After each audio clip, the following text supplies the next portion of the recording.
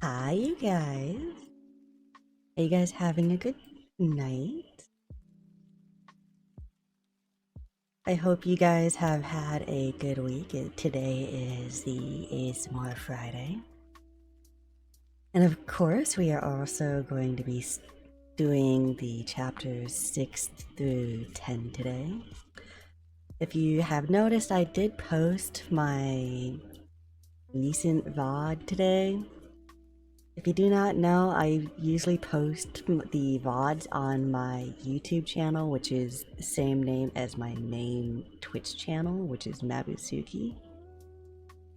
So you can see the VOD now from the last time I did ASMR from last week, which is the prologue through chapter 5. And so I guess I should probably start a new intro for the second channel, huh? Be like, hi there, Scriptsune, your book reading kitsune. But yeah, today we are doing the book reading. If you do not know the series, it is the Warrior Cat series. The Warrior Cat series, we are on book 3. So you have a lot of page-turning ASMR here. And we are a little bit chaotic of a group. If you end up joining my Discord, it is the same Discord as my main channel. And it does have a lot of crazy chaotic people in it.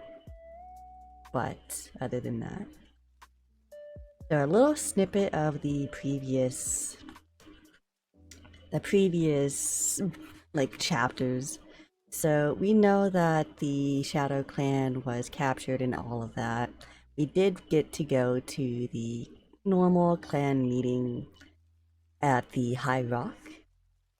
And also there was a naming ceremony for 2 warriors.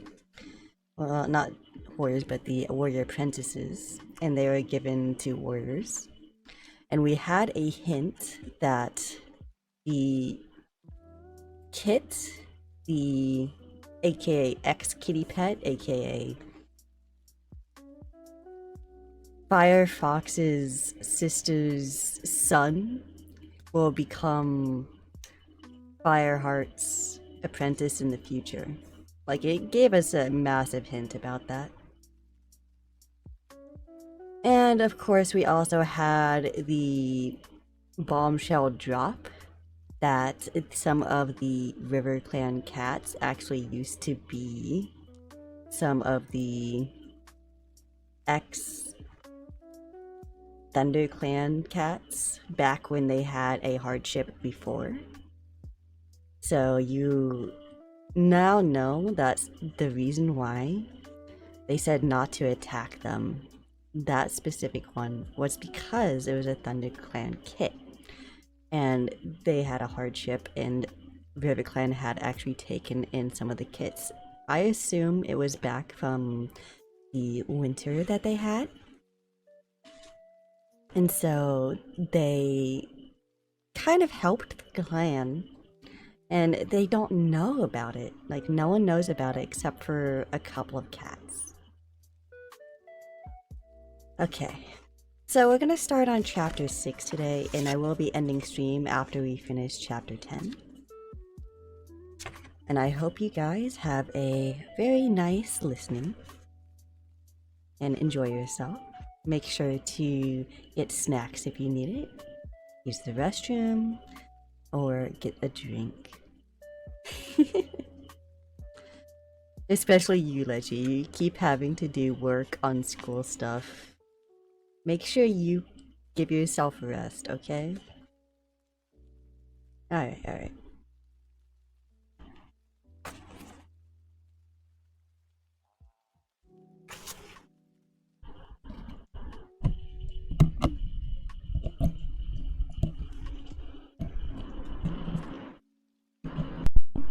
There we go.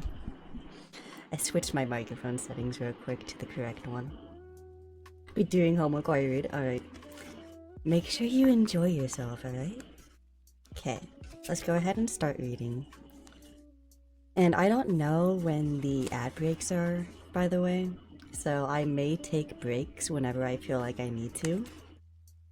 That is just an FYI. I do not know when the ad breaks start on this channel. I do not know, like, any of that bullshit, because it is not an affiliated channel yet. So I will just try my best. Chapter 6. What? Fireheart was so astonished he could hardly speak. Are you saying that Mistyfoot and Stonefur came from ThunderClan? Yes. Graypool gave her chest for a couple of licks. That's exactly what I'm telling you. Fireheart was stunned. Did Oakheart steal them? He asked. Graypool's fur bristled, and she drew her lips back in a snarl. Oakheart was a noble warrior. He had never stooped to stealing kits. I'm sorry. Alarmed, Fireheart crouched and flattened his ears. I didn't mean... It's just so hard to believe. Graypool sniffed, and her fur gradually lay flat again. Fireheart was still struggling with what she had just told him. If Oakheart hadn't stolen the kits, perhaps Rogue Cats had taken them from ThunderClan camp. But why? And why abandon them so quickly? The scent of their clan was still on their fur. Then, if they were ThunderClan kids, why did he look after them? He stammered. What clan would willingly take in enemy kits, and in a season when prey was already scarce? Graypool shrugged. Because Oakheart asked me to. He may not have been deputy back then, but he was fine young warrior. I'd recently given birth to kids of my own, but all except one died in the bitter cold. I had plenty of milk to spare, and the poor little scraps would never have lived to see the sunrise if some cat hadn't cared for them. The ThunderClan scent soon faded, she went on. And even if Oakheart hadn't told the truth about where they came from, I respected him enough to not ask any more questions. Thanks to Oakheart, and to me, they grew into strong kits, and now they're good warriors, a credit to their clan. Do Mistyfoot and Stonefur know all this? Fireheart asked. Now listen to me, rasped Graypool. Mistyfoot and Stonefur know nothing, and if you tell them what I've told you, I'll rip your liver out and feed it to the crows. She thrust her head forwards and drew her lips back as she spoke, baring her teeth. In spite of Graypool's age, Fireheart flinched. They never doubted that I'm their real mother, Graypool growled. I like to think they even look a bit like me. As she spoke, Fireheart felt something stir in his mind, like the wind of a fallen leaf that betrayed the mouse sheltering beneath it. He thought that what Graypool had just said should mean something to him, but when he tried to capture the thought, it scuttled away. They have always been loyal to RiverClan, Graypool insisted. I don't want that loyalty to be divided now. I've heard the gossip about you, Fireheart. I know you were once a kitty pet. So you should understand more than any cat what it means to have a paw in two places. Fireheart knew he would never make any cat go through the uncertainties that he suffered himself about not fully belonging to his clan. I promise I'll never tell them, he meowed solemnly. I swear it, by StarClan. The old cat relaxed and stretched, her front paws extended and her rump in the air. I accept your word, Fireheart, she replied. I don't know if this has helped you at all, but it might explain why Oakheart would never let ThunderClan harm Mistyfoot or Sternfur. Even if he claimed to know nothing about where they came from, he should have smelled the ThunderClan scent on them as clearly as I did. As far as they're concerned, they are loyal only to RiverClan, but it would seem that Oakheart's loyalties were divided on their behalf.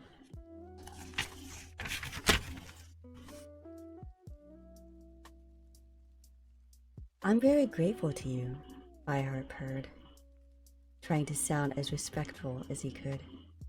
I don't know what this means in relation to what I have found out, but I really think it's important for both our clans. That as may be, mewed Graypool. He frowned. But now that I've told you everything, you must leave our territory. Of course, Fireheart meowed. You won't even know I've been here. And Graypool. He paused for thrusting his way out of the bush and held her pale yellow gaze for a moment. Thank you.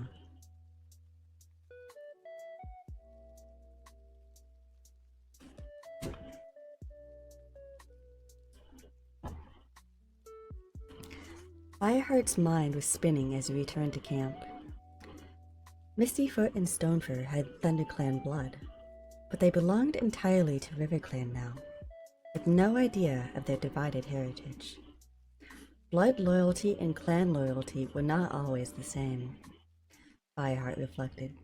His own kitty pet roots did not make his commitment to ThunderClan any less strong. And perhaps now that Mistyfoot had confirmed how Oakheart died, Bluestar would be willing to accept that Tigerclaw had killed Redtail. Fireheart decided to ask her about Graypool's latest revelation too. Bluestar might be able to tell him if a pair of kits had ever been stolen from ThunderClan camp. When he reached the clearing, Fireheart made it straight for the high rock. As he approached Bluestar's den, he heard two cats meowing together, and picked up Tigerclaw's scent along with Bluestar's. Quickly, he pressed himself against the rock, hoping to stay out of sight, as the deputy shouldered his way past the curtain of lichen that screened the mouth of the den. I'll try a hunting patrol towards the snake rocks, the dark tabby called over his shoulder. No cat has hunted there for a few days. Good idea, agreed Bluestar, following him out. Prey is still scarce. May StarClan grant the thaw come soon. Tigerclaw grunted agreement and lopped off towards the warrior's den, not noticing Fireheart where he crouched by the rock. When he had gone, Fireheart padded up to the mouth of the den. Bluestar, he called, as the clan leader turned to go back inside. I'd like to talk with you. Very well, Bluestar meowed calmly. Come in. One second, I'm gonna check and make sure that that fish is working properly. And then maybe make a note real quick. If fish isn't working, then I'll log back into it. Oh, looks like it's working, but it's not popping into chat yet. Let me make a pin so everyone knows.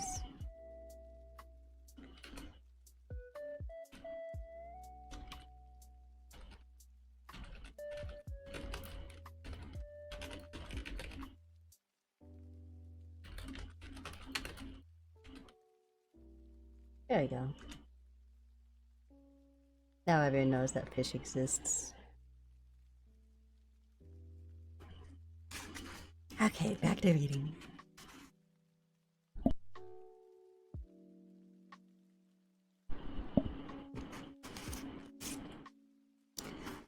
Fireheart followed her into the den. The curtain of lichen swung back into place, cutting off the bright snow light. In the dim interior, Bluestar sat facing him. "What is it?" she asked. Fireheart took a deep breath. "You remember the story that Ravenpaw told? That Redtail killed Oakheart at the Battle of Sunning Rocks?" Bluestar stiffened. "Fireheart, that is over," she growled. "I told you before, I have reasons enough to be satisfied that isn't true." "I know." Fireheart bowed his head respectfully. "But I found out something new." Bluestar waited in silence. Fireheart couldn't tell what she was thinking. "No cat killed Oakheart. Not Redtail. Not Tigerclaw," he went on, nervously aware that it was now too late to change his mind. "Oakheart died when a rock collapsed on him." Bluestar frowned. "How do you know this?" I went to see Ravenpaw again," Fireheart admitted, "after the last gathering." He was ready for anger as he made his confession, but the clan leader remained calm. "So that's why you were so late," she observed. "I had to find out the truth," Fireheart meowed quickly, "and I—" "Wait a moment," Bluestar interrupted. "Ravenpaw told you at first that Redtail killed Oakheart. Is he changing his story now?" No, not at all," Fireheart promised. "I misunderstood him. Redtail was partly responsible for Oakheart's death because he drove him under the hanging rock that collapsed on top of him. But he didn't mean to kill him, and that's what you couldn't believe," he reminded Bluestar.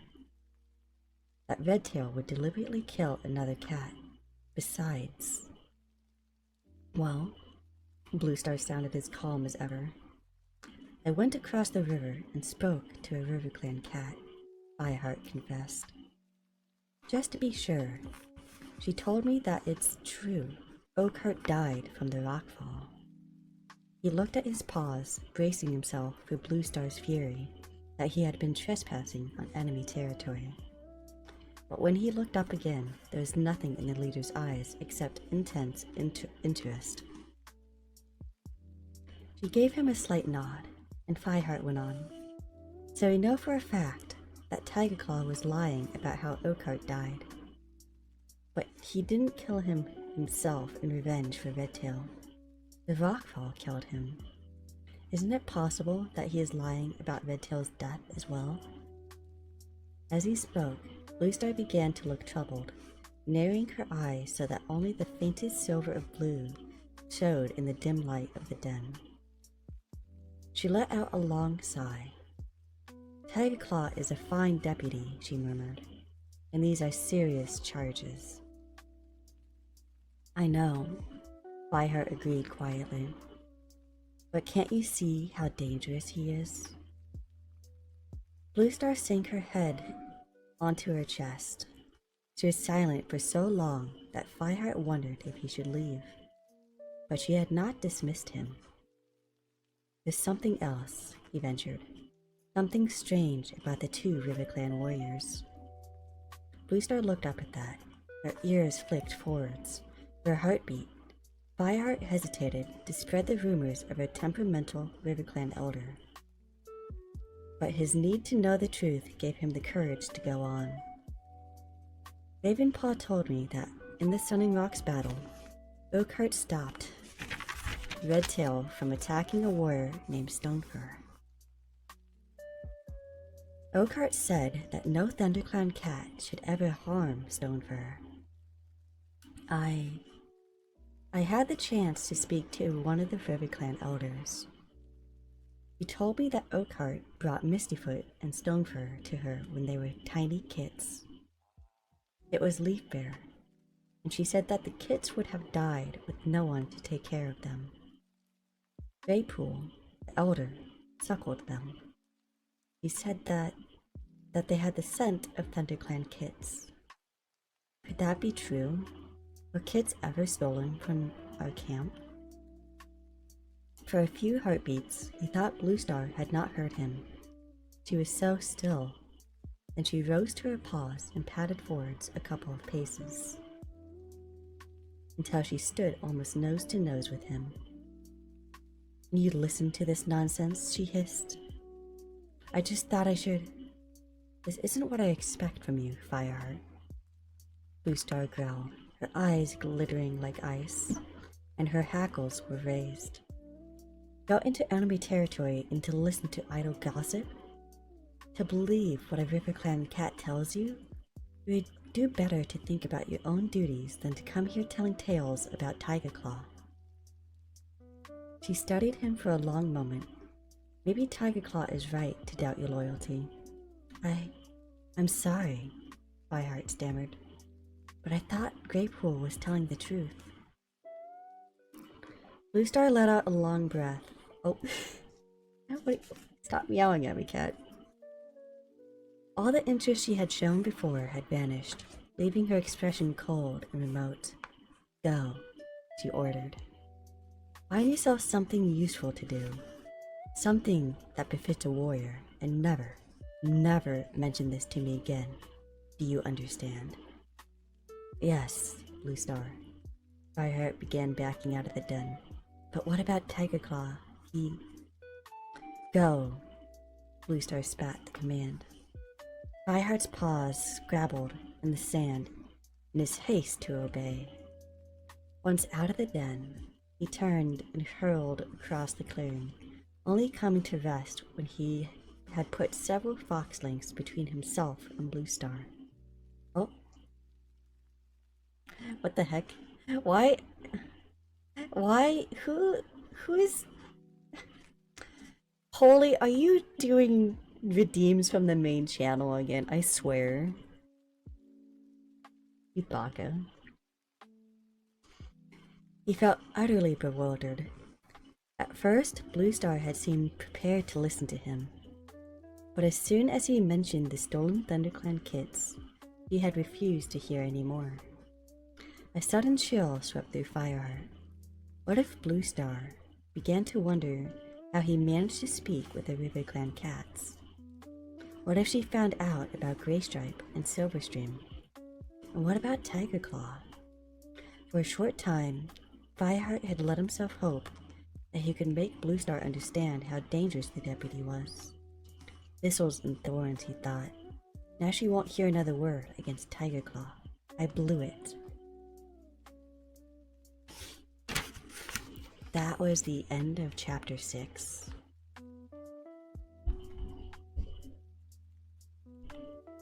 And we are going to move on to chapter 7.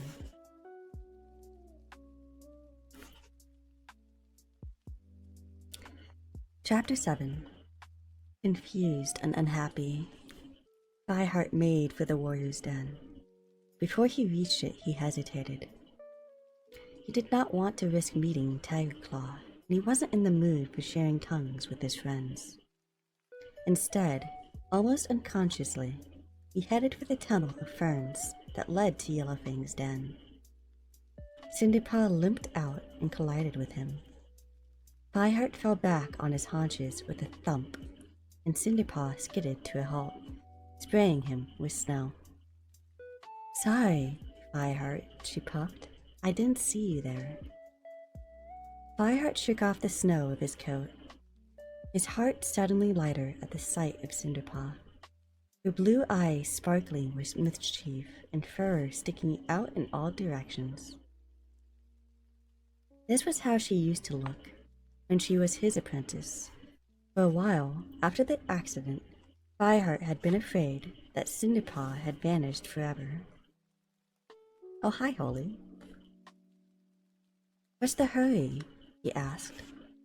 I'm going out to look for herbs for Yellowfang, Cinderpaw explained. With all this snow, so many cats have been ill that her stocks are getting very low. I want to find as much as I can before it gets dark. I'll come and help you, Fireheart offered. Bluestar had told him to do something useful, and not even Tiger Claw could find fault if he went to collect herbs for the medicine cat. Great, Cinderpaw meowed happily. Side by sides, they headed across the clearing towards the gorse tunnel. Fireheart had to slow his pace to match Cinderpaw's, but if she was aware of it, she didn't seem to mind. Just before they reached the tunnel, Fireheart heard the shrill voices of kits. He turned and stared at the branches of a fallen tree, close to the Elder's den. A group of kits had surrounded Broken-Tail, who had been given a nest among the branches. Ever since Bluestar had offered shelter to Broken-Tail, he had lived alone in his den, with warriors to guard him. Not many cats passed that way, and the kits had no reason to be anywhere near him. Rogue! Traitor! That was Cloud Kit's voice raised in a jeering meow. Fireheart watched in alarm as the white kit darted forwards, jabbed Broken-Tail in the ribs with one paw, and scrambled back out of the range. One of the other kits copied him, squealing, "Can't catch me!" Darkstripe, whose turn it was to guard the blind cat, made no attempt to send the kits away. He sat a fox length away, watching with his paws tucked under him and a gleam of amusement in his eyes. Broken-Tail swung his head from side to side in frustration, but with his cloudy, unseeing eyes, he could not retaliate.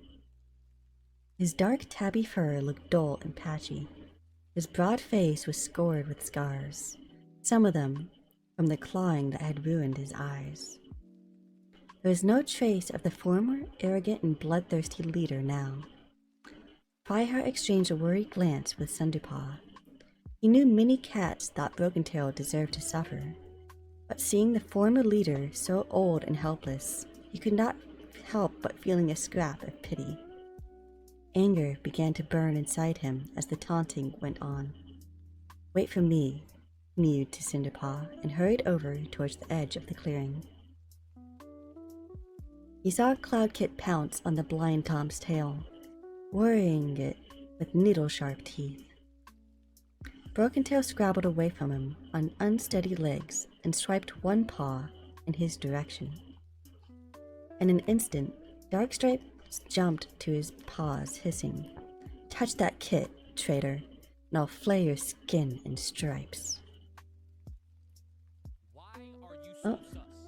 Oh, hi, thank you for the follow. I do ASMR every Friday, and it's all book readings, thank you. Thank you for showing up.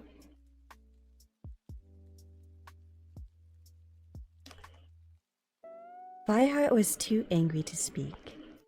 Leaping towards Cloud Kit, he grabbed him by the scruff of the neck and swung him around from Broken-Tail. Cloud Kit wailed in protest. "Stop it! That hurts!" Fireheart dropped him roughly into the snow and let out a low growl through bared teeth. "Go home," he ordered the other kits. "Go home to your mothers, now!" The kits stared at him, wide-eyed with fear, and then scuttled off to disappear into the nursery. "As for you," Fireheart hissed to Cloud Kit. "Leave the kit alone," Darkstripe interrupted, padding up to stand beside Cloud Kit. "He's not doing any harm." "Keep out of this, Darkstripe," growled Fireheart. Darkstripe shouldered past him, almost knocking him over, before stalking back to his prisoner. "Kitty pet," he sneered over his shoulder. Fireheart's muscles tense. He wanted to leap at Darkstripe and force the insult back down his throat. But he stopped himself. This was no time for clan warriors to start fighting each other. Besides, he had to deal with Cloud Kit. "Did you hear that?" he demanded, glaring down at the white kit. "Kitty pet?" "So?" Cloud Kit muttered mutinously. "What's a kitty pet?" Fireheart gulped as he realized Cloud Kit had not yet learned what his origin meant to the clan. "Well, Kitty Pet is a cat who lives with 2 legs," he began carefully. Some clan cats don't believe that a cat who's born as a kitty pet will ever make a good warrior. And that includes me, because like you, I was born in Two Lake Place.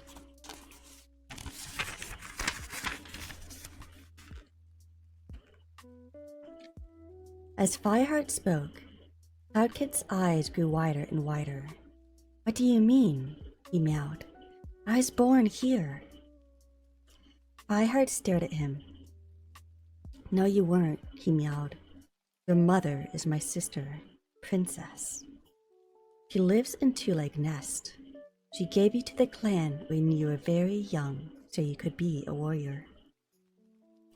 For a few moments, Cloudkit stood rigid, as if he were made of snow and ice. Why didn't you tell me? He demanded. I'm sorry, Fireheart meowed. I thought you knew. I thought Brindleface would have told you.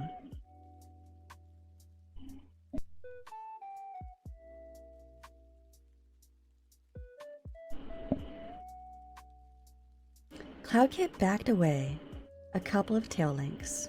The shock in his blue eyes was slowly replaced with cold understanding.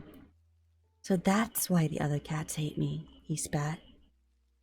They think I'll never be any good because I wasn't born in this dump of a forest. That's stupid. Fireheart struggled to find the right words to reassure him. He couldn't help remembering how excited Princess had been when she gave her son to the clan, and how he had promised her that Cloudkit would be a wonderful life ahead of him. Now he was forcing Cloudkit to think about his past and the difficulties he would have before being accepted by the clan. What if the kit began to think that Fireheart and Princess had made the wrong decision? He sighed. It may be stupid. That's the way it is. Hey! I'm sorry, you guys. 1 second. My cat's trying to climb on my chair. Get down, please. Thank you. He was trying to climb onto my desk. I might have to take a moment to kick him out if he does it again. I let him stay in here because, you know, he has the problems and he only eats socially. And he has been gaining weight back since I have brought him into my room and started like putting his food through a blender. So he has been pretty good about leaving me be while I stream. But if he starts jumping on me in like the desk, then I might have to take a moment to put him outside the room. Sorry about that. Okay, back to eating. He sighed. It may be stupid, but that's the way it is.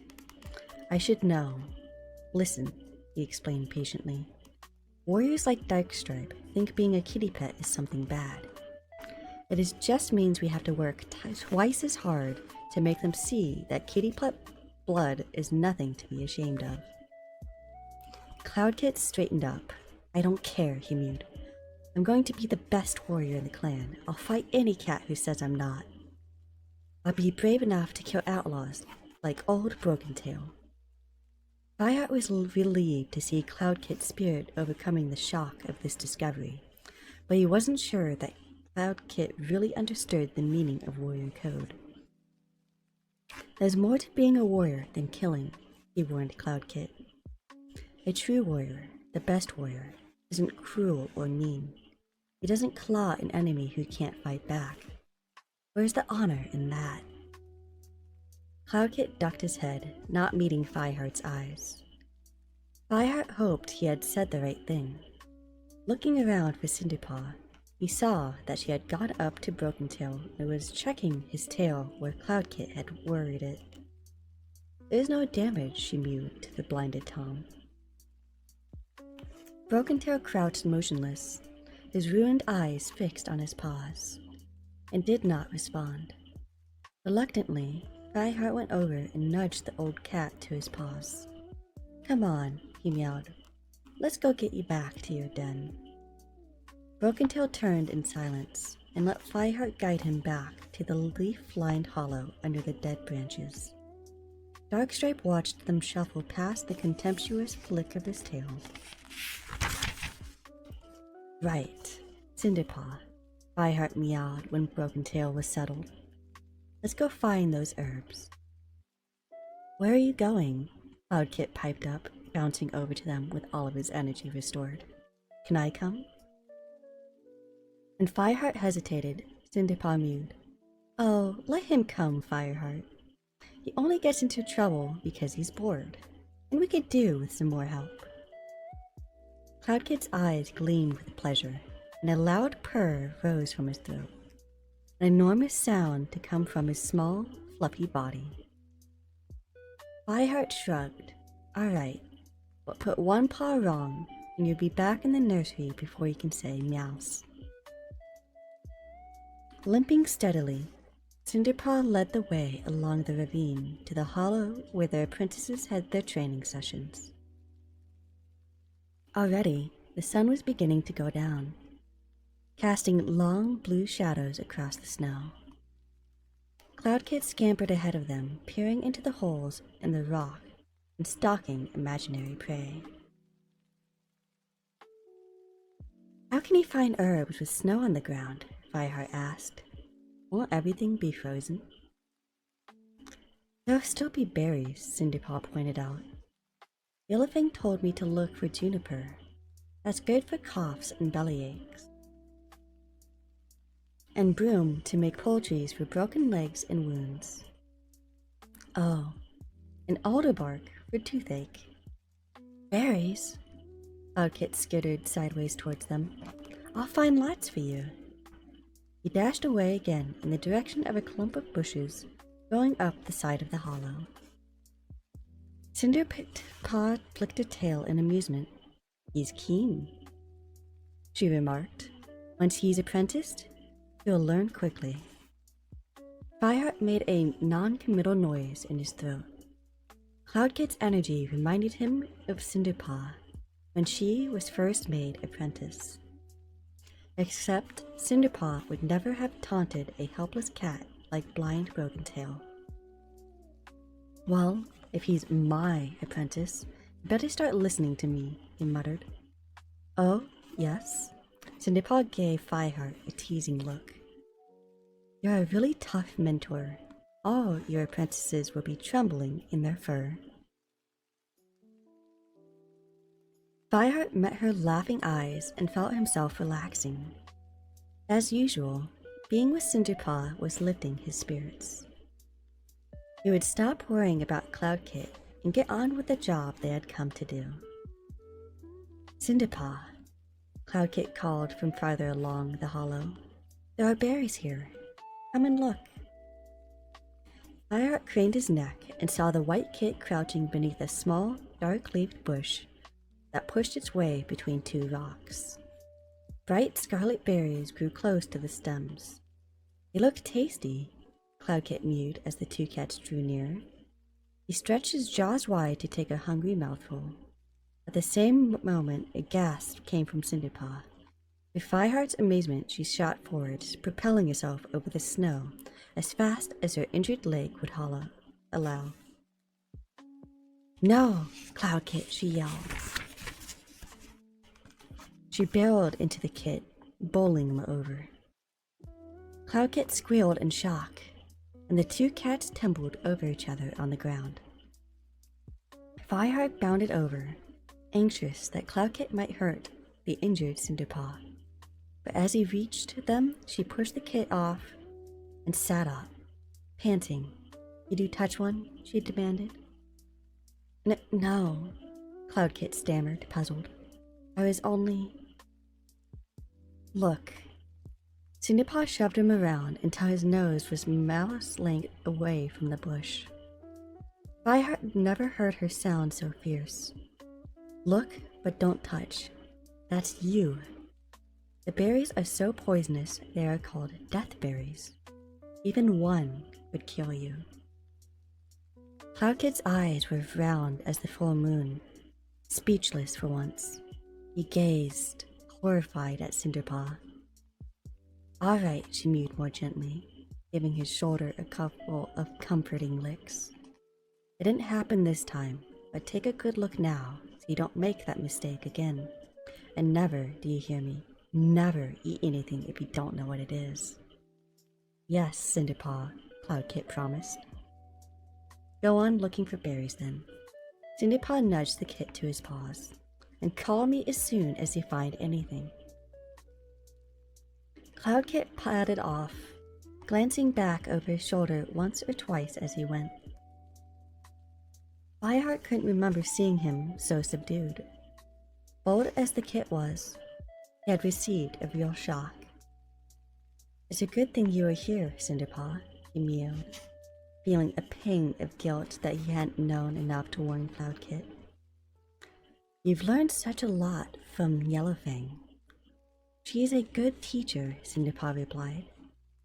He shook several clumps of snow off her fur and began padding up the hollow after Cloudkit.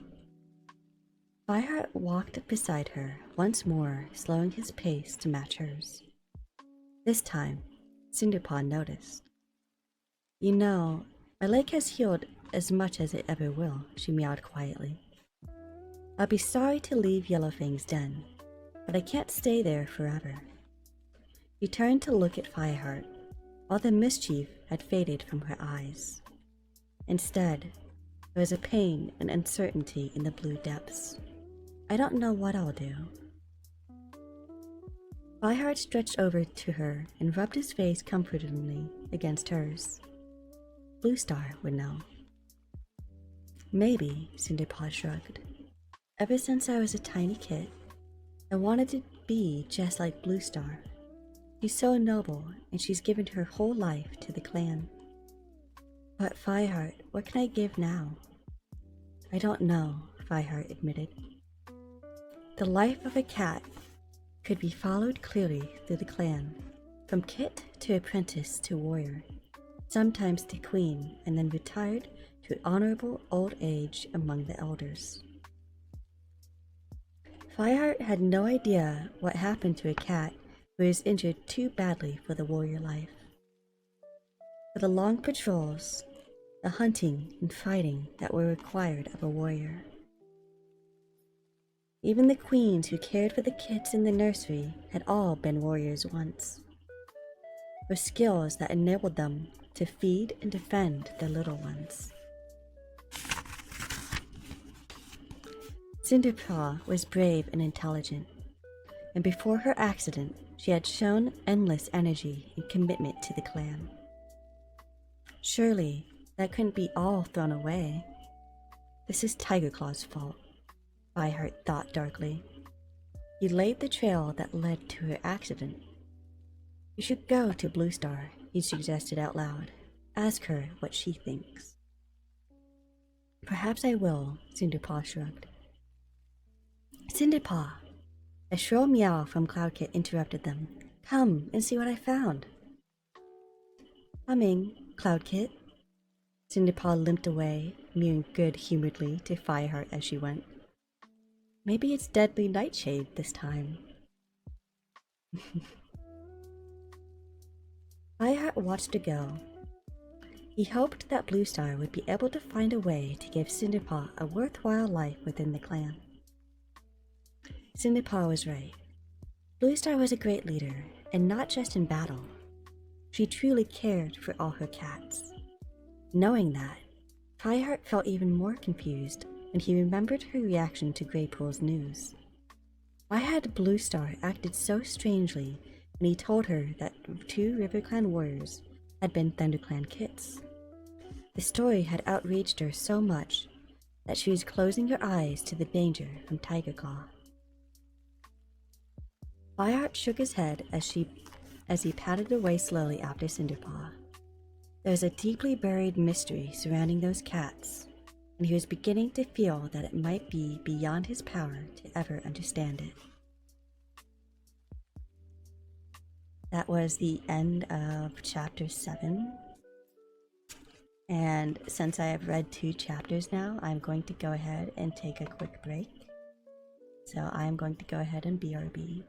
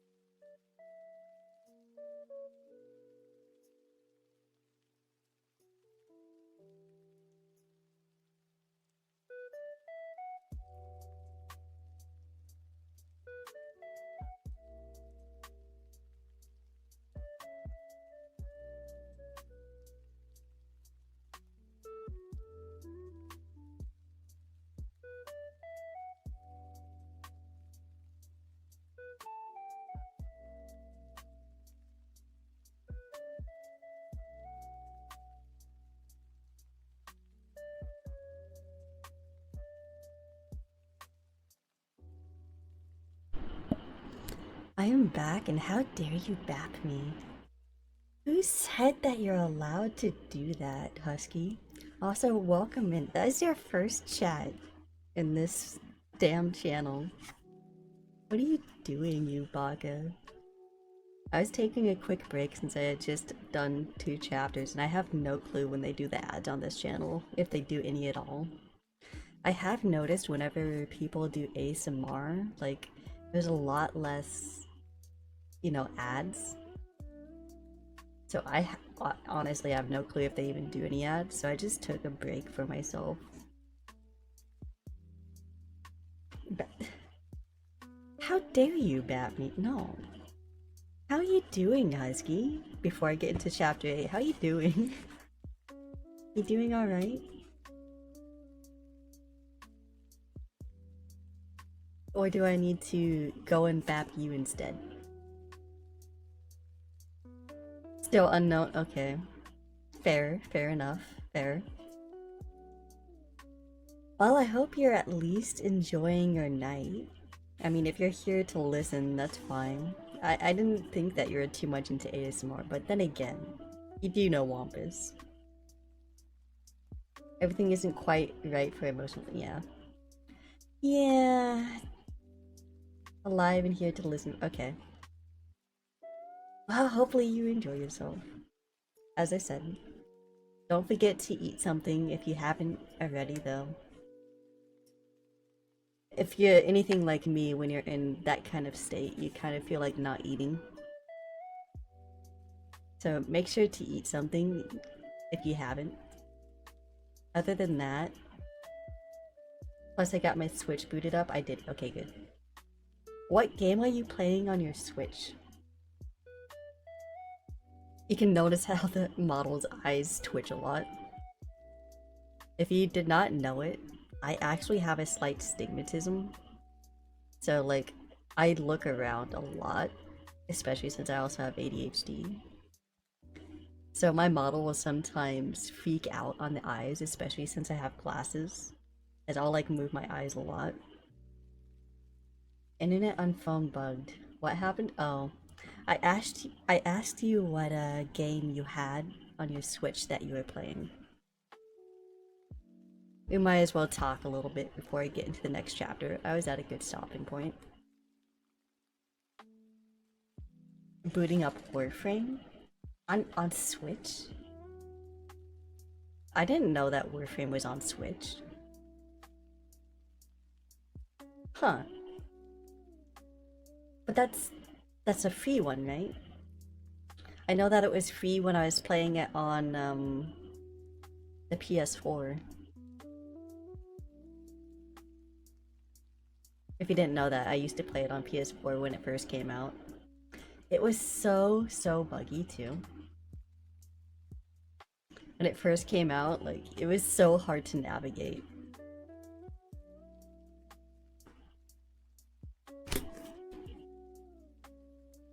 Well, I hope you enjoy your game. I'm gonna go ahead and get back to reading.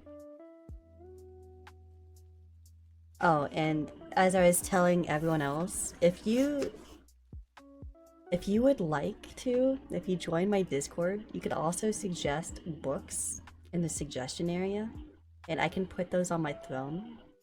I never expect anything on my throne to actually be purchased by anyone. It's more like a wish list to myself. And then like I try to get those things eventually. Currently I have the next series after the Warrior series, since I have the entire Warrior series. So we're gonna burn through the Warrior series. I want to get the Ranger's Apprentice. I actually read the Ranger's Apprentice, I think up to the 6th book.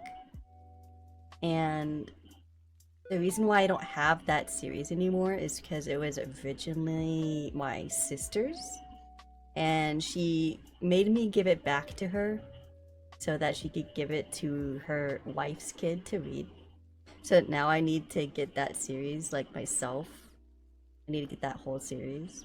So that's on my throne, and then I have the first book of the Vampires series. So if you know what the Ranger's Apprentice is, it's kind of like a similar feeling to the Warrior Cats in all honesty. You have the main character who is Will, and he's pretty much an orphan, and he gets chosen to become a ranger. And rangers in that series are like back in the medieval era, so it has a lot different of a meaning compared to nowadays. Do you on TV? Oh, okay then. I'm on the big screen now. So that would be the Ranger series. And then for the Vampire series, the main characters is actually a set of twins. And of course, as the title states, vampire pirates. Yeah, I know you read through the Ranger's Apprentice. But it's on my throne for like a future goal for streaming. I do not have. I don't. Do I have the throne set up on this one yet? I think I put it in. I think I put it below my about page. I can't recall, right? Let me look it.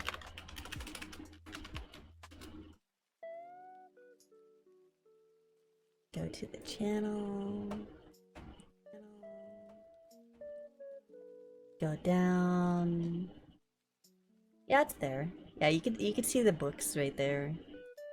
I also have a couple of other ASMR things like Pop Rocks, Eves, the Frog, and then like other stuff I want.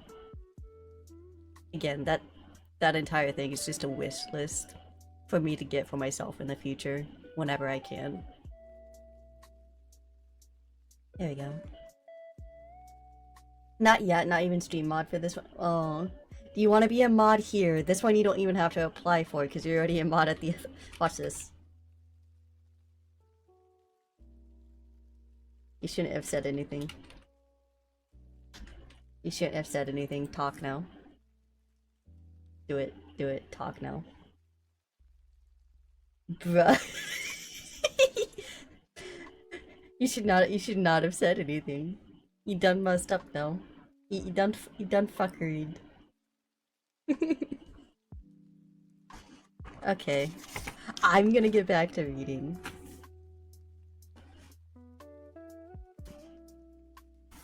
So if you want to listen, go ahead. Husky has job again? Yes. That's all I say. Yes. Get wrecked. You know what's amazing? I have not had any bots try to do anything or say anything in this channel yet. Anyway. Chapter 8. Fireheart crouched in the nursery, watching a litter of kits suckle their mother. For a moment, he was filled with excitement to see the tiny creatures who were the future of the clan. Then something stirred in his mind. ThunderClan had no kits as young as these. Where had they come from? He let his gaze travel from the kits to their mother, and saw nothing but a rippling pelt of silver gray. The queen had no face. Fireheart choked back a cry of horror. As he stared, the silvery shape of the queen began to fade, leaving nothing but darkness. Kit squirmed and let out squeals of terror and loss. A bitterly cold wind rose and swept away the warm scents of the nursery. Fireheart leaped to his paws and tried to follow the sound of the helpless kits, lost in the wind-blown darkness. "I can't find you," he wailed. "Where are you?" Then a light appeared, soft and golden. Fireheart saw another cat sitting in front of him, with the tiny kit sheltered between her paws. It was Spotted Leaf. Fireheart opened his mouth to speak to her. She gave him a look of infinite kindness before the image vanished, and Fireheart found himself scrabbling among the mossy bedding in the warrior's den. "You have to make such a racket?" Dustpelt was grumbling. "No cat can even get a wink of sleep." Fireheart sat up. "Sorry," he mumbled. He couldn't help glancing towards the center of the den, where Tiger Claw slept. The deputy had complained before about the noise Fireheart made when he was dreaming. To his relief, Tiger Claw wasn't there. Fireheart could see from the light that filtered through the branches that the sun was already above the trees. He gave himself a quick wash, trying to hide from Dustpelt how much the dream had shaken him.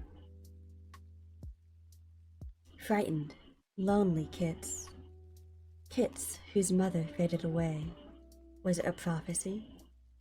And if so, what could it mean? There were no Kits that young in the clan now. Or was it about the former ThunderClan Kits, Mistyfoot and Stonefur? Had their real mother somehow disappeared? While he was washing, Dustpelt gave him a final glare and pushed his way out through the branches, leaving Fireheart alone except for Longtail and Runningwood, sleeping in their usual places. There was no sign of Graystripe, Fireheart noticed, and his bedding was cold, as if he had been out since dawn.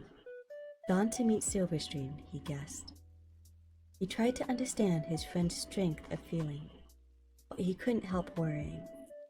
He longed for the old, uncomplicated days when they were apprentices together. Fireheart poked his head out of the branches to see the snow-covered camp glittering under the cold winter sun. No sign of thaw yet. Beside the nettle patch, Sandstorm was crouching over a piece of fresh kill. "Good morning, Fireheart," she greeted him cheerfully. "If you want to eat, you better do it quickly while there's still some prey left." Fireheart realized that his belly was aching with hunger. It felt as if he hadn't eaten for a moon. He bounded over to the pile of fresh kill and saw that Sandstorm was right.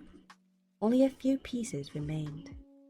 He chose a starling and took it back to the nettle patch to eat with Sandstorm. "We'll have to hunt today," he meowed between mouthfuls. "Whitestorm and Mousefur have already gone out with their new apprentices," Sandstorm told him. Brightpaw and Thornpaw couldn't wait. Fireheart wondered if Graystripe had taken his apprentice out too, but a moment later, Brackenpaw emerged alone from the apprentice's den.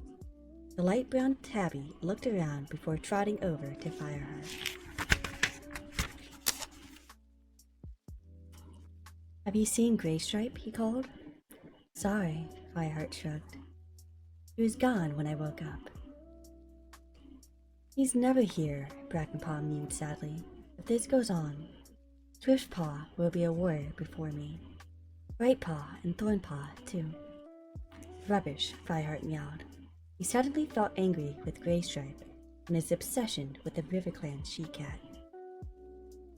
No warrior had the right to neglect his apprentice like this. "You're doing fine, Brackenpaw. You can come out hunting with me if you'd like." "Thanks," purred Brackenpaw, beginning to look happier. "I'll come too," offered Sandstorm, gulping down the last of her meal and running her tongue around her jaws. She took the lead as the three cats made their way along the gorse tunnel. "Now," Brackenpaw. Fireheart meowed when they had reached the edge of the training hollow. "Where's a good place to look for prey?" "Under the trees," replied Brackenpaw, pointing with a flick of his tail. "That's where mice and squirrels come for nuts and seeds." "Good," meowed Fireheart. "Let's see if you're right." They headed farther around the hollow, on the way past Brindleface, watching fondly as her kids scrambled about in the snow. "They needed to stretch their legs," she explained. "All this snow has made them restless." Hogkit was sitting under the yew bush with a couple of his littermates, explaining importantly that those were deathberries and they must never, never eat them. Feeling amused by the young kit's seriousness, Fireheart meowed a greeting as he went by. Beneath the trees at the top of the hollow, the snow was not so thick and the streaks of brown earth showed amid the white. The three cats crept forwards. Fireheart heard the scattering of tiny paws and scented mouse. Automatically, he dropped into a hunting crouch and slid forwards, barely putting any weight on his paws so as not to alarm his prey. The mouse remained unaware of the danger. Its back to him as it nibbled on a fallen seed. When Fireheart was a tail length away, he sprang and turned back triumphantly to his friends with the prey in his jaws. "Good catch," called Sandstorm. Fireheart scraped earth over his kill so he could collect it later. "The next one's yours, Brackenpaw," he meowed. Brackenpaw raised his head proudly and began to stalk forwards, his eyes darting from side to side. Fireheart spotted a black bird pecking among the berries at the foot of the holly bush, but this time he held back. The apprentice noticed the bird almost as soon as Fireheart did. Stealthily, paw by paw, he crept up on it. His haunches rocked from side to side as he readied himself to pounce. Watching, Fireheart thought he held back a heartbeat too long. The blackbird sensed him and fluttered upwards, but Brackenpaw hurled himself after it with a mighty leap and batted it out of the air. Keeping one paw on his prey, he turned to look at Fireheart. "I got the timing wrong," he admitted. "I waited too long, didn't I?" "Maybe," Fireheart replied, "but don't look so upset. You caught it, and that's what counts.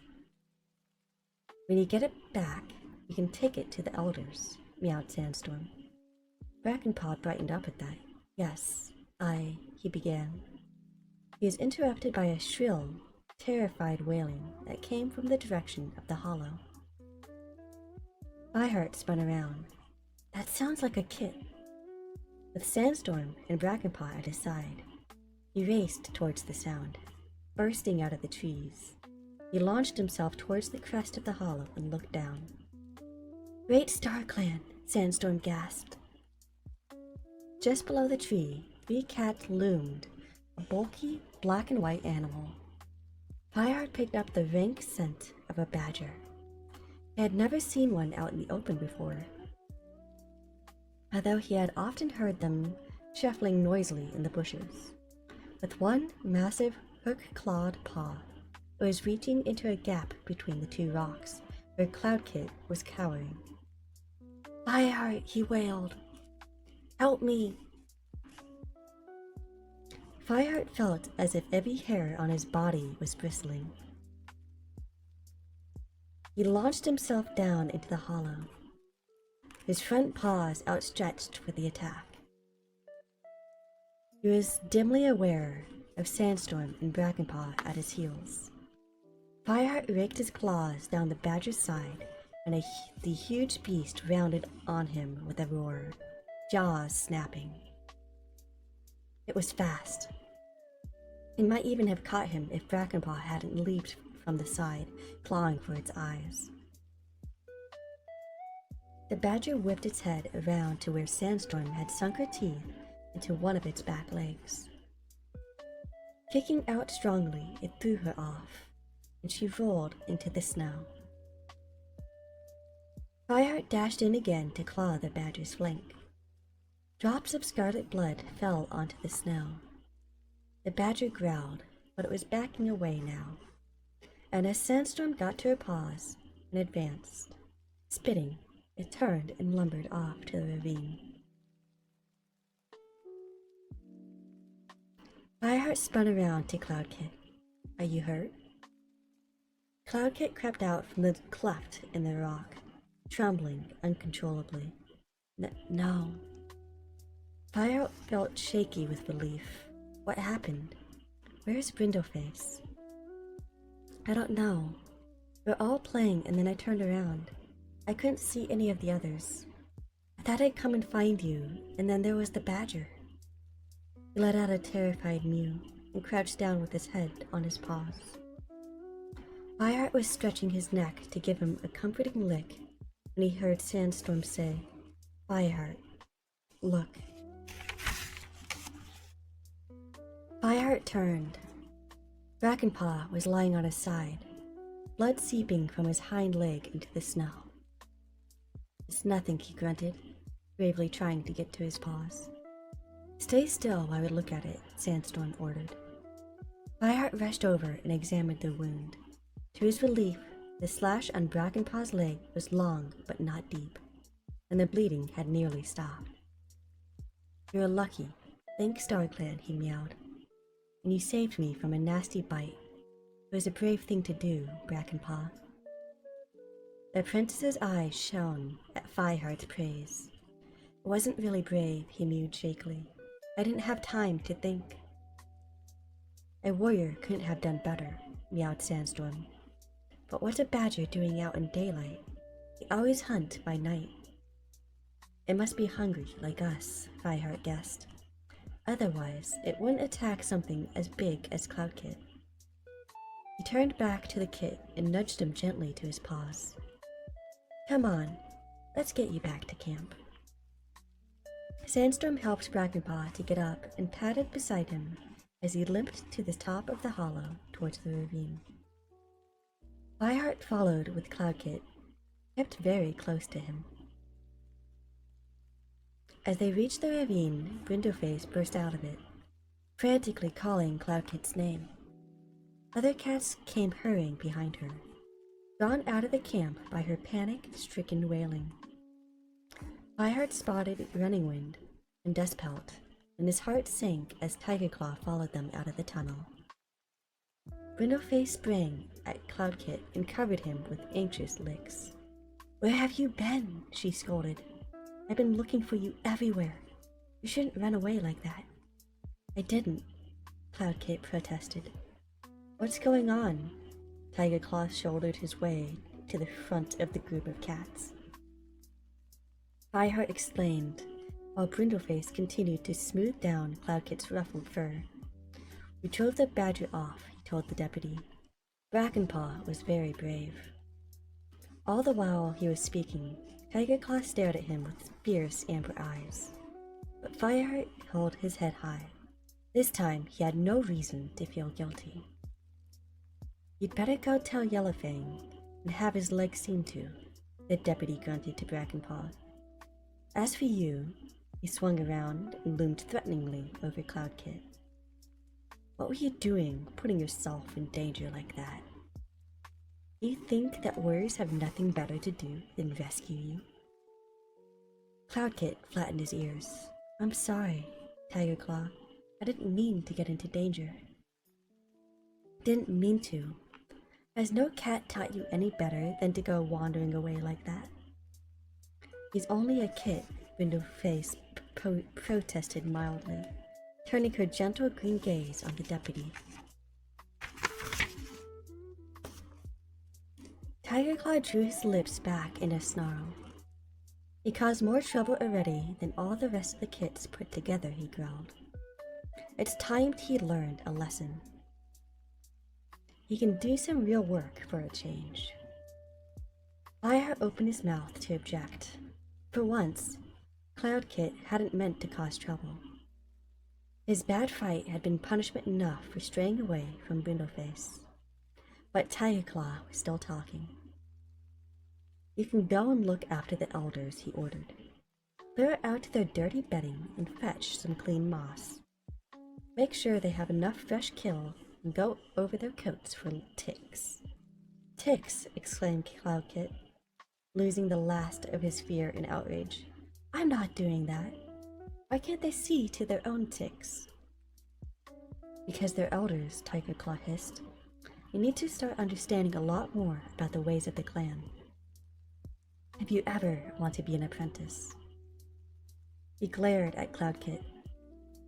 "Go on, and keep it up until I tell you to stop." Cloudkit looked mutinous for a moment longer, but not even would he defy Tigerclaw twice. He met the deputy's glare with hot blue eyes and then ran off towards the tunnel. Brindleface let out a mew of distress and followed him. "I always said bringing kitty pets into the clan was a bad idea," Tigerclaw growled to Dustpelt. He glared at Fireheart as he spoke, as if he were daring the young warrior to protest. Fireheart looked away. "Come on, Brackenpaw," he mewed, shallowing his anger. "There's no point in getting into a fight. Let's get you to Yellowfang." "I'll go back and see if I can find our prey," offered Sandstorm. "We don't want that badger to get it." She started to scramble back to the ravine. Fireheart meowed his thanks after her and set off for the camp with Brackenpaw. The apprentice was limping quite badly and looked tired.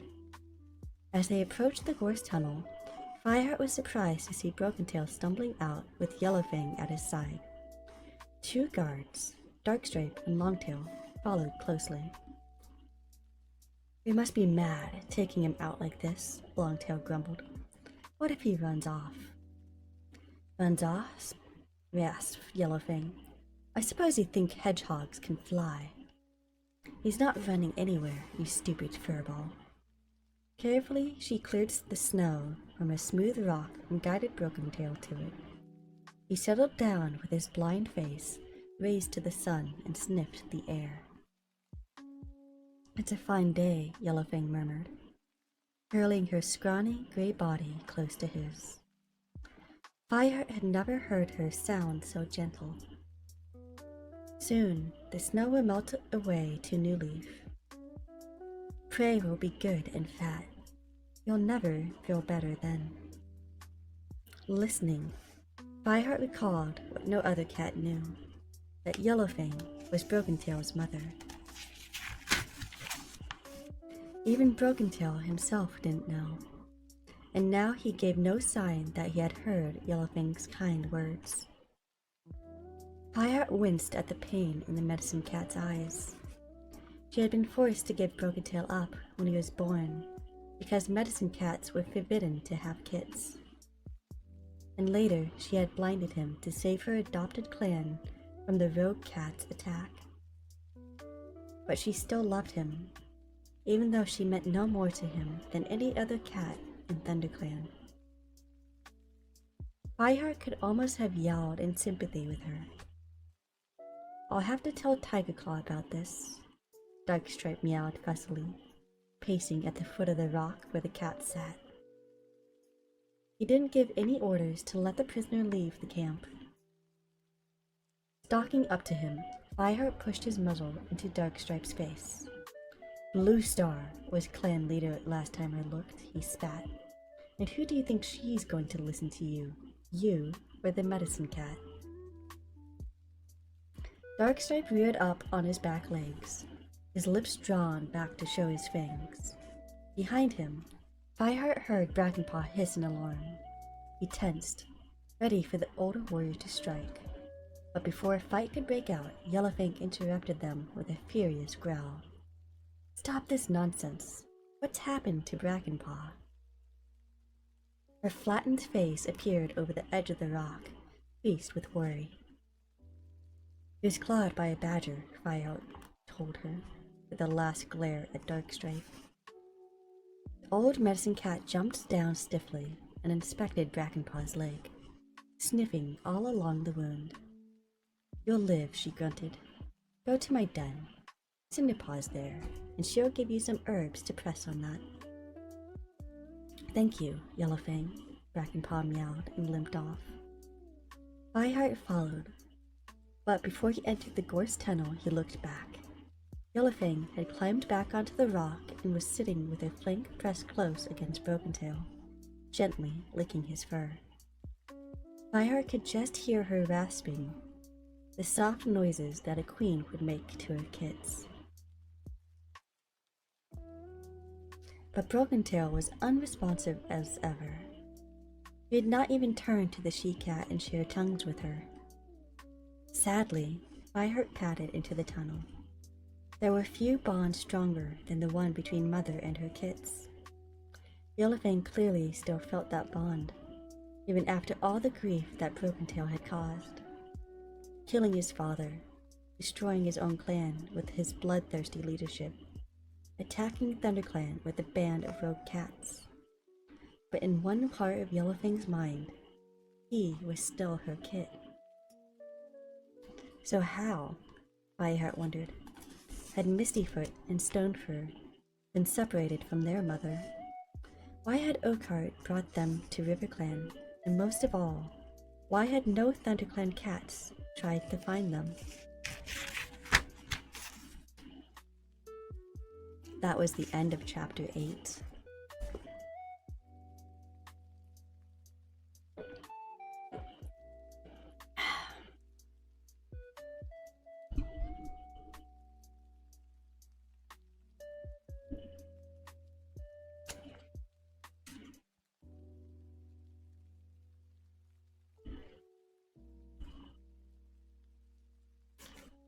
Chapter 9. In Yellowfang's den, Fireheart explained what had happened while Cinderpaw inspected the gash on Brackenpaw's leg and brought him a poultice to put on it. "You better rest here tonight," the gray she-cat told the apprentice. "But I'm pretty sure your leg will be good as new in a day or two." She spoke cheerfully, without any bitterness that her own leg would never recover so well. Turning to Fireheart, she added, "I just had Cloudkit in here. He told me he had to go to the elders' coats for ticks, so I gave him some mouse bile." "What's that for?" asked Brackenpaw. "If we put some on the ticks, they soon drop off," Cinderpaw told him. Her blue eyes glimmered with amusement. "But don't lick your paws afterwards. It's foul stuff." "I'm sure Cloudkit will enjoy doing that," Fireheart grimaced. "It's a pity that Tigerclaw had to punish him, though, because I don't think it was his fault that the badger attacked him." Cinderpaw shrugged. "There's no arguing with Tigerclaw." "That's true," Fireheart agreed. "Anyway, I think I'll go and make sure that Cloudkit's okay." As soon as he set paw in the elder's den, his nose wrinkled against the reek of the mouse bile. Small Ear was lying on one side, while Cloudkit searched his gray fur for ticks. The elder twitched as Cloudkit dabbed some of the bile inside his hind leg. "Watch it, young kit. Keep your claws sheathed." "They are sheathed," muttered Cloudkit, his face screwed up in disgust. "There. That's got it. You're done, Small Ear." Dappletail, who had been watching intently, glanced around at Fireheart. "Your kin is very efficient, Fireheart," she rasped. "No, Cloudkit," she added as the kit started towards her, carrying the bile-soaked moss. "I'm sure I've got no ticks, and I wouldn't wake One Eye if I were you." She nodded to where the old cat was sleeping, curled up beside the trunk of the fallen tree. "She won't thank you for disturbing her." Cloudkit looked around hopefully. None of the other elders were there. "Can I go then?" he asked. "You can see to One Eye later," Fireheart meowed. "Meanwhile, you better get the dirty bedding out of here. Come on, I'll help you. And make sure the new lot's dry," growled Small Ear. Together, Fireheart and Cloudkit raked out the old moss and heather and made several trips to carry it out of camp. Fireheart showed Cloudkit how to clean the mouse bile from his paws by rubbing them in snow. "Now, we'll go fetch some fresh moss," he meowed. "Come on, I know a good place." "I'm tired," Cloudkit complained, as he trailed after Fireheart. "I don't want to do this." "You gonna head out and watch anime? Okay, have fun, Husky." You're not gonna kick my ass. If anything, you're the fucking twig that's gonna fall over. Don't even.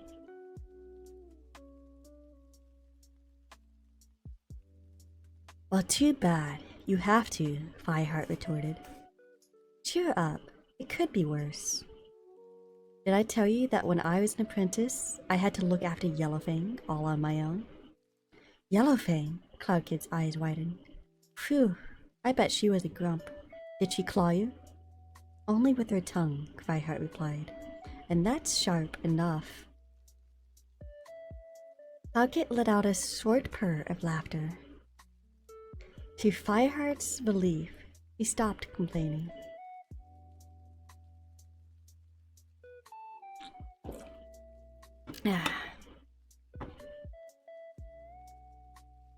To Fireheart's relief, he stopped complaining, and when they came to the patch of deep moss, he did his share of digging it out of the snow, and copied Fireheart as he showed him how to shake the worst of the moisture off.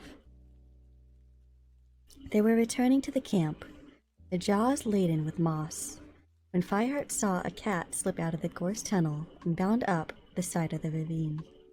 The massive body and striped pelt were unmistakable. It was Tigerclaw. Fireheart narrowed his eyes. The deputy had almost looked furtive, peering around before he left the tunnel and disappearing over the lip of the ravine as fast as possible. Fireheart felt uneasy. Something wasn't quite right.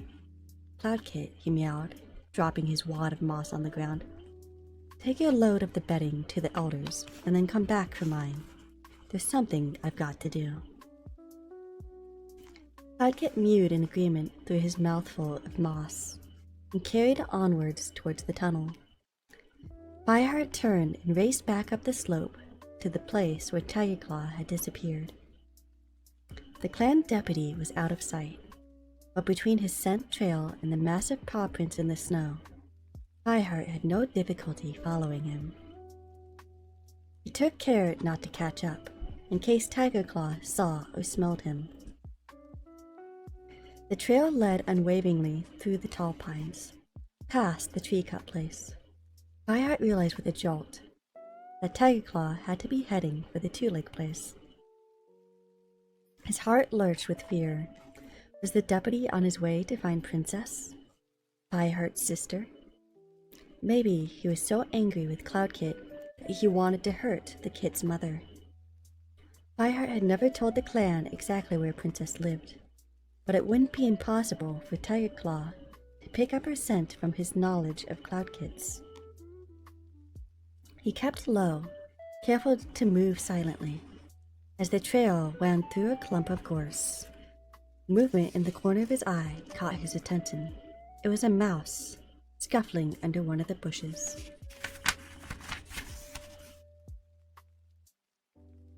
Fireheart did not want to stop to hunt, but this mouse was practically begging to be caught.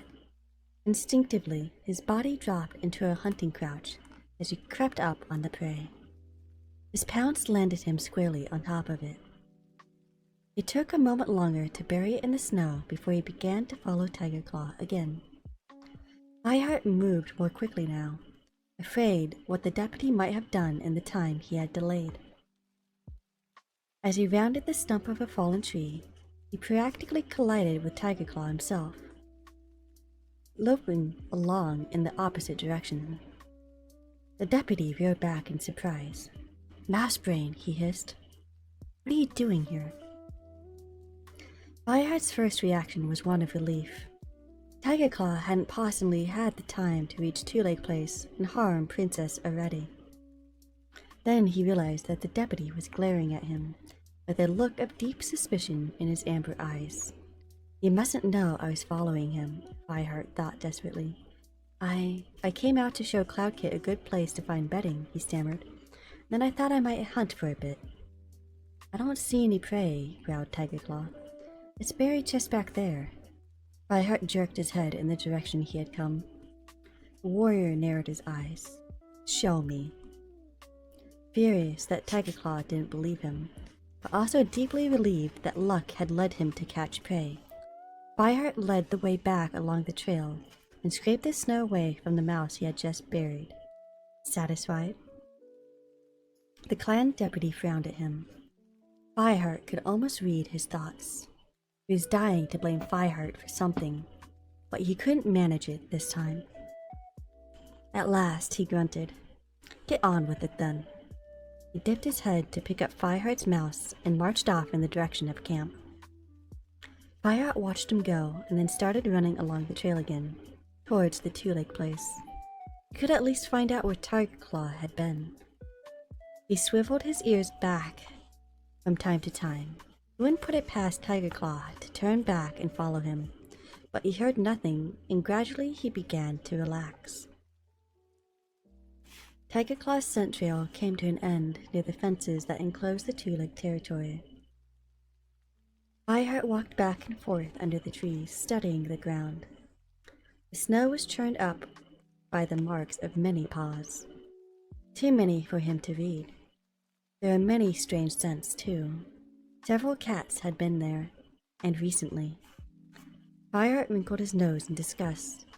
The cat's scents were muddled up with those of the long-dead prey, the stink of the two-legged rubbish. Except for Tiger Claw's own scent, it was impossible to identify any of them. Thinking deeply, Fireheart sat washing his paws. There was no way of telling whether Tiger Claw had met these unknown cats, or whether he had just crossed their trail. He was about to set off for camp again when he heard a meow from behind him. Fireheart! Fireheart! Springing to his paws, he whirled around, sitting on the fence. At the end of her two-legged garden was his sister, Princess. Instantly, Fireheart raced across the fence and leapt up beside her. Princess broke into a deep, throaty purr and rubbed the side of her face against his. Fireheart, you're so thin, she exclaimed, pulling away from him. Are you getting enough to eat? No, or is any cat in the clan, Fireheart admitted. Prey is scarce in this weather. Are you hungry now? His sister asked. There's a bowl of food in my two-legged nest. You can have it if you like. For a couple of heartbeats, Fireheart was tempted. His mouth watered at the thought of filling his belly with food he hadn't had to catch first. But common sense won. Couldn't possibly return to camp with two-leg scents all over him, and the warrior code forbade him to eat before feeding the rest of the clan. Thanks, Princess, but I can't, he meowed. I hope you're feeding Cloudkit, Princess mewed anxiously. I've been watching you for days so you can tell me how he is. He's doing well, Fireheart replied. He'll be made an apprentice soon. Princess's eyes shone with pride, and Fireheart felt a prickle of uncertainty in his fur. He knew how much it meant to his sister to have given her firstborn to the clan. There was no way he could let her have any doubts about how the kit was settling into clan life. Cloudkit's strong and brave, he told her, and intelligent. And nosy, spoiled, disrespectful, he added to himself. But surely Cloudkit would learn soon enough when he grew used to clan ways. I'm sure he'll make a fine warrior, he meowed. Princess purred. Of course he will, with you to teach him. Fireheart's ears twitched with embarrassment. Princess thought he found it easy being a warrior. He didn't know the problems he had inside the clan, or how difficult it was to decide what was right thing to do when he discovered things that affected the clan. I'd better go, he meowed. I'll come visit you again soon, and when New Leaf comes, I'll bring Cloudkit with me.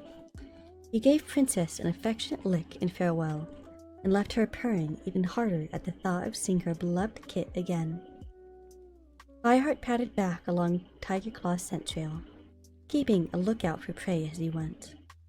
After telling Tiger Claw he was hunting, he knew he had better return to camp with a respectful catch. Gradually, he became aware of an unfamiliar sound.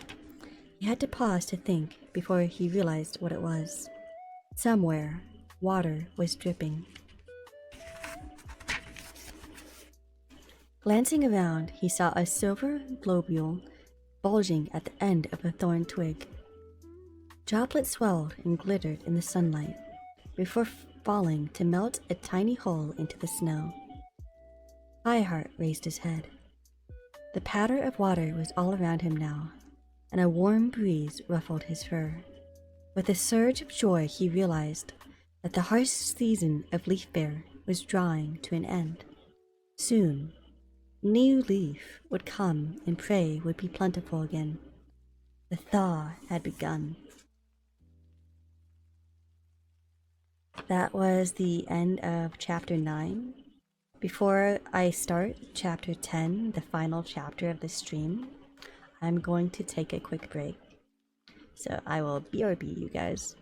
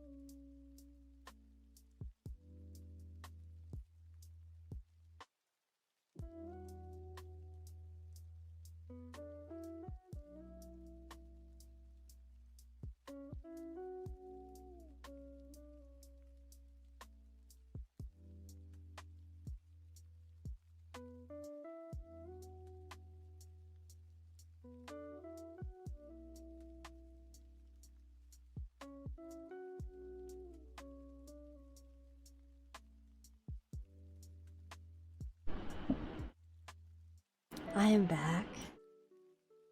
Don't mind me, I'm just checking my Discord real quick.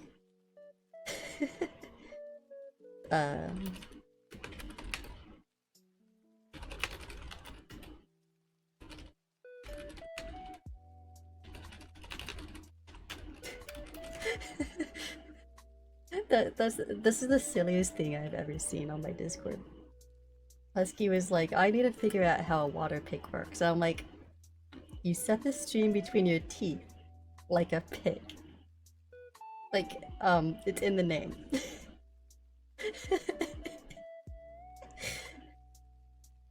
Usually. There's a button to make the water run.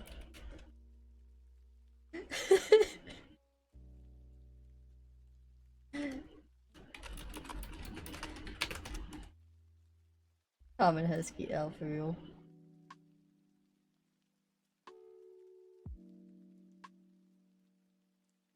That's so silly.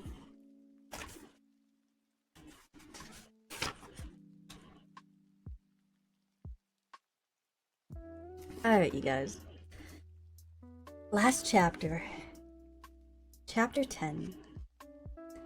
Back in the camp, Fireheart spotted Bluestar leaving the nursery. Quickly, he dropped his catch on the pile of fresh kill and padded over to her. Yes, Fireheart? What is it? The leader asked.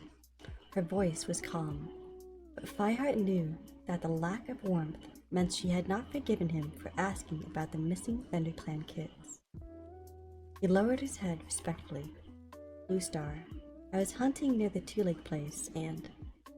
Why there? Interrupted Bluestar. Sometimes I think you spend too much time near the Two Lake place, Fireheart. I just thought there might be prey there, Fireheart stammered. Anyway, while I was there, I smelled some strange cats. At once, Bluestar was alert. Her ears flicked up, and she fixed her eyes intently on Fireheart. How many cats? What cat clan were they from? I'm not sure how many, Fireheart admitted. 5 or 6 at least, but they didn't have a scent of any clan. He wrinkled his nose as he remembered. They smelled of crow food, which made me sure they weren't kitty pets. Bluestar looked thoughtful, and to Fireheart's relief, her hostility towards him seemed to ebb away. How recent was the scent? She asked. Quite recent, but I didn't see any cats there. Except Tigerclaw, he added silently. But Fireheart decided not to tell Bluestar that part of the story. The leader was in no mood to listen to any more accusations against her deputy. And he had no evidence anyway that Tigerclaw had anything to do with the unknown cats. Rogues from the Two Lake place, perhaps? Bluestar guessed. Thank you, Fireheart. I'll tell the patrols to keep a lookout when they go that way. I don't suppose they're any threat to ThunderClan, but we can't be too careful.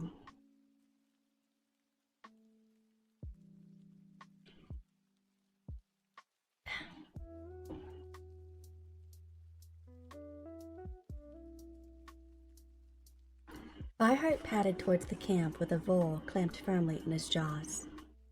The sun shone from a brilliantly blue sky, and already, 3 days after his meeting with Princess, most of the snow was gone. Buds were swelling, and the mist of tiny, green leaves was beginning to cover the trees. More important, prey was reappearing in the forest.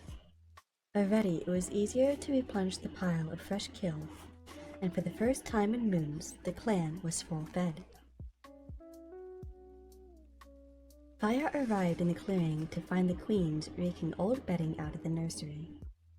When he had dropped his prey on the pile of fresh kill, he went across to them to give a hand, pleased to see that Cloudkit was helping too. I'm going to show the other kids the good moss place. The kit mewed proudly as he staggered past a load of bedding. Good idea, Fireheart agreed. He noticed that even after Tigerclaw relieved him of his duties with the elders, Cloudkit had gone on helping. Maybe at last the kit was feeling some spark of loyalty towards his adopted clan. Watch out for badgers, though. Just then he saw Goldenflower emerge from the nursery, pushing a ball of soiled moss in front of her. Her belly was round with the weight of kits she was carrying. Hello, Fireheart, she meowed. Isn't it great to see the sun again? Fireheart gave the queen's shoulder a friendly lick. Soon it'll be New Leaf, he mewed.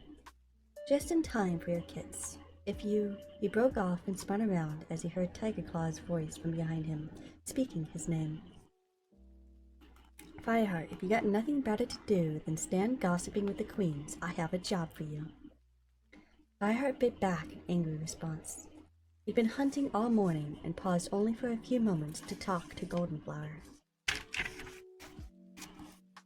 I want you to take a patrol along the border of RiverClan, the deputy went on. No cat has been that way for a few days now. The snow has gone and we need to renew the scent markings. And make sure no RiverClan cats are hunting in our territory. If they are, you know what to do. Yes, Tigerclaw, Fireheart mewed. Hedgehogs must be growing wings, he thought. But Tigerclaw had chosen him to lead the patrol. Then he realized that Tiger Claw was too clever to behave hostilely towards him in public. The deputy would be careful to treat him just the same way as any other clan warrior, in case Bluestar noticed. But I still don't trust you, Fireheart thought. Aloud, he meowed, "Whom shall I take with me?" "Any cat you like, or do you need me to hold your paw?" Tiger Claw added with a sneer. "Any cat you like." No, Tiger Claw. By now, Fireheart could barely keep his tongue curbed. He would love to swipe a claw over the deputy's scarred muzzle. He mewed hasty goodbye to Goldenflower and headed for the warrior's den.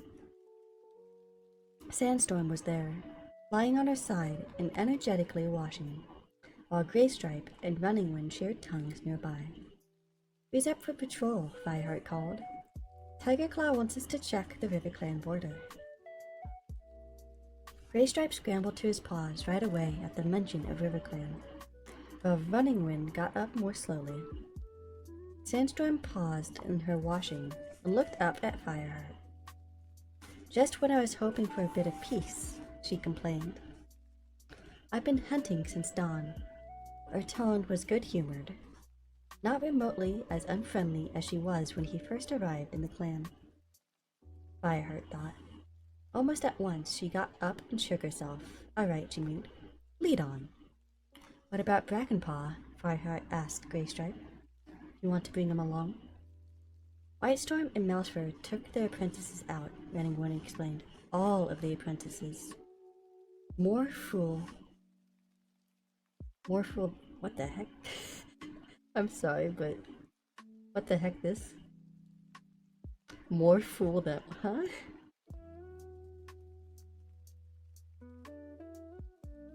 This sentence does not make sense, but I'm gonna read it anyway.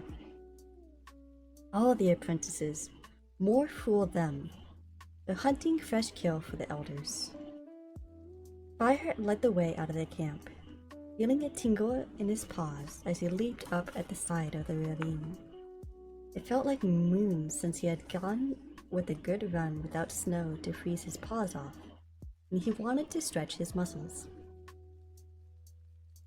"We'll head for the Stunning Rocks," he meowed, and then follow the border up to 4 trees.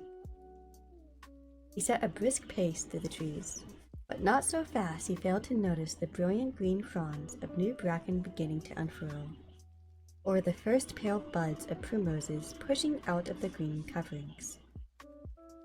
Birdsong filled the air, and fresh scents of growing things drifted over everything.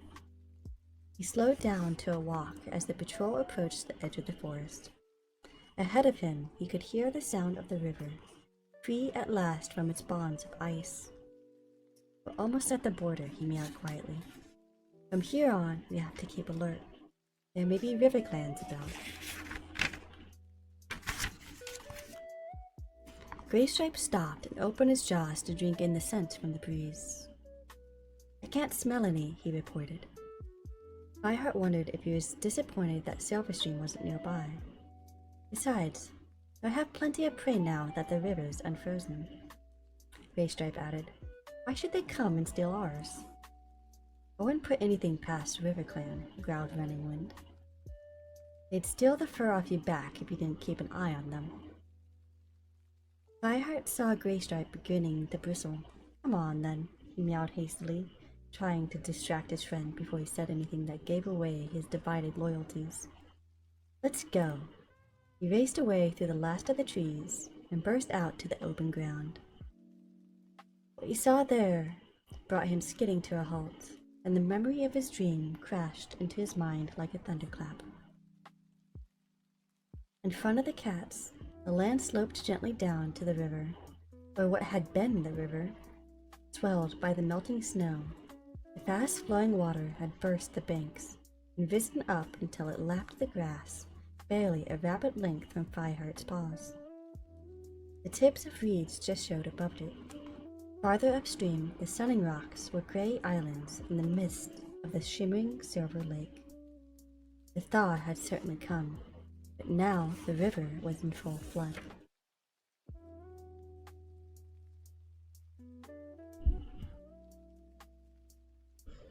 That was the end of chapter 10, which is also the end of the last chapter for this stream. But yeah. So I hope you guys enjoyed the stream. I will be ending it after that chapter now. If you have not already, I do have a Discord. If you go into the Discord, you will notice that if the Discord thing works. Of course it doesn't work. I need to fix that. Anyway. I thought I fixed it, but I can, hang on, I'll grab the link from my other channel, just copy paste.